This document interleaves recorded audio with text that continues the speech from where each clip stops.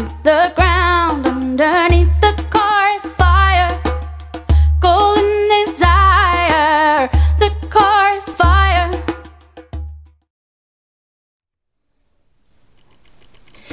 Hello!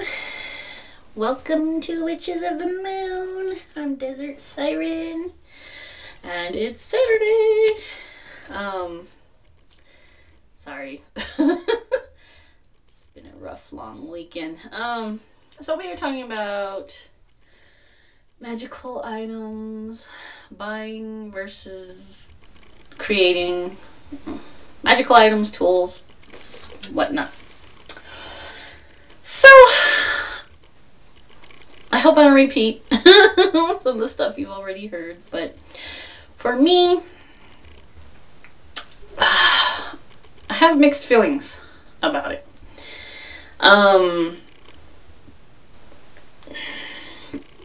Yes, when you make your own items, of course, more of your energy, more of your spirit, more of your natural magic goes into it. And also, even if you buy a handmade magical item from somebody you know, especially if you're close with them, they have good energies and, good juju all around them. Compared to mass production of anything. Oh my gosh, my hair's just a mad mess today. But I think for me, either or is fine, depending on the item and how much you work with it. I mean, that's why we cleanse stuff. That's why we charge stuff. Just like, tarot cards, you carry them with you, you use them every day, you're messing around with them. Those are mass produced. Those are factory made. I mean, some people make their own, but it's few and far between. You get your energies into those cards. So even though you bought them somewhere, it still has your energy because you're programming them. The more you use them, the more they're with you. You're installing all of you. You're imprinting your essence, your magic, your energy into that item. You can go and make, say, okay, just for example. All right, I'll show you. I made this wand many years ago. It's from Apple. It's Apple branch. I love it. It's one of the very first things I've made. But I only use this for special rituals.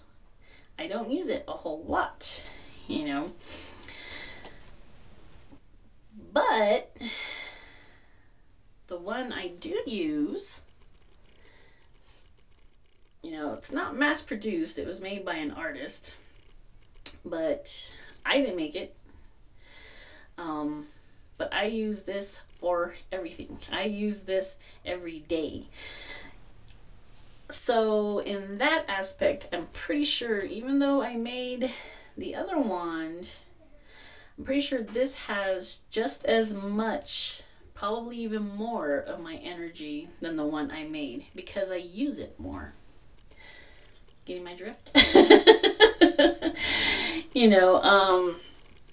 Same thing, like one of the things, my Book of Shadows. It's very typical. You guys see these everywhere, mass produced. It has been with me since I started the path. See, it's vomiting, it's throwing up. I think it's falling apart, to tell you the truth. But I have put so much of me, my time, my energy, my sweat and tears, and there is so much in here that even though this book per se is mass produced and it's mine, I decorated myself, I added all these other tidbits, was just the gold lettering says Book of Shadows, you know. But I've made it my own, even though I'm not the one that actually made it. You know, and I've seen some people, I mean, oh, you guys do. I mean, you start off your Book of Shadows from scratch, from, you know, making the covers and the pages and, you know, and I mean, that's like, whoo, you know. But to me, my Book of Shadows already has a ton of my essence in it, my imprint, my energy, you know. So that's my views.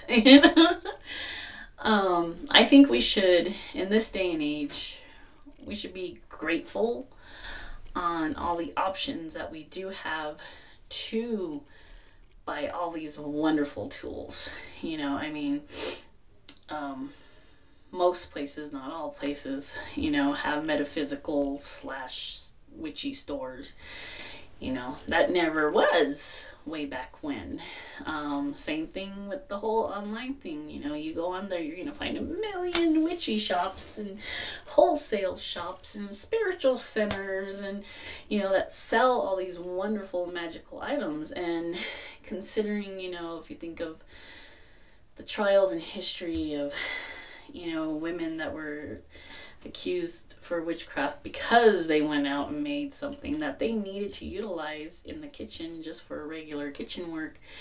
You know, I mean, we still have to deal with a lot of stereotypes and closed-minded people, but you know, we should feel lucky and blessed that we have options to go and buy these things, even though they're mass produced. They come off a line or a warehouse or wherever, but once you get it, you know, make it yours, make it your own. If you can make your own tools and you favor them, I'm not saying there's anything wrong with that. That's awesome. I make a lot of my own tools also. I'm just saying that don't feel, you know, that, oh, maybe I shouldn't buy a wand, maybe I should just make it so it'll have more magical energy. If you use it every day and it becomes a part of you and you imprint on it, and it's gonna have just as much energy as you would making it, in my opinion.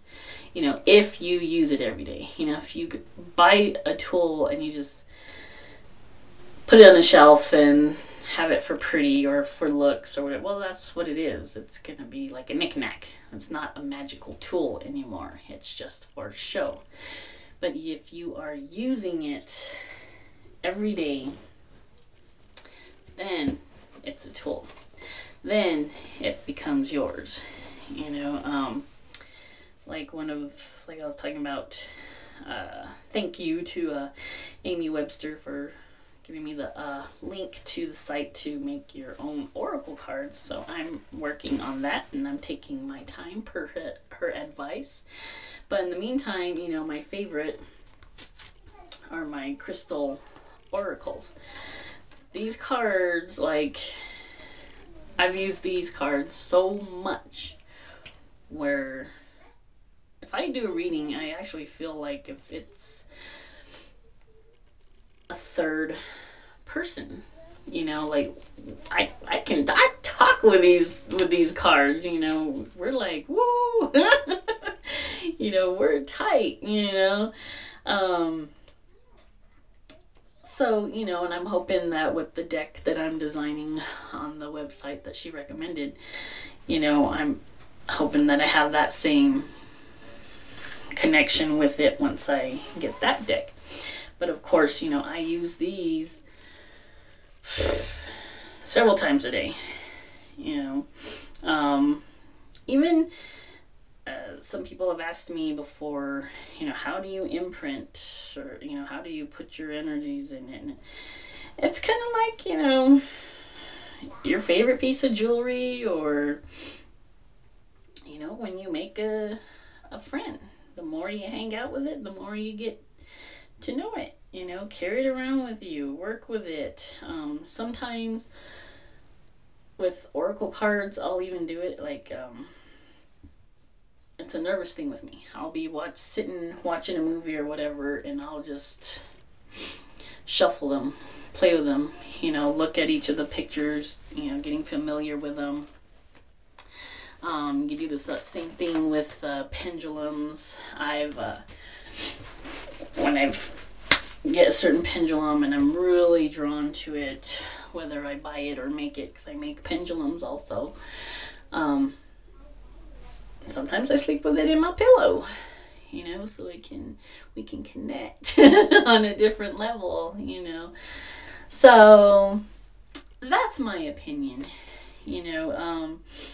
Making your own stuff, putting your time and energy in it, I think it makes you more appreciative for all the hard work that does go into making certain types of magical tools. But as far as feeling that if you buy something it'll be anything less, I don't think it's true. You know, if you connect with it and put your energy in that item and, you know, imprint on it or whatever you want to call it, to put, you know, I think it can be just as strong as the items you make. So that's my opinion. That's my little, but you know, I mean, yeah, just, I think we should just be appreciative of how far we've come in this day and age, where if we want to go and buy a magical tool without being hung or set on fire, we can do that. If we want to make a magical tool out in the open, we can do that. Yay! So, okay, there's my spew. I'm off my soapbox. Thanks for watching, everybody. Love you guys. Blessed be. Have a great weekend. Bye-bye.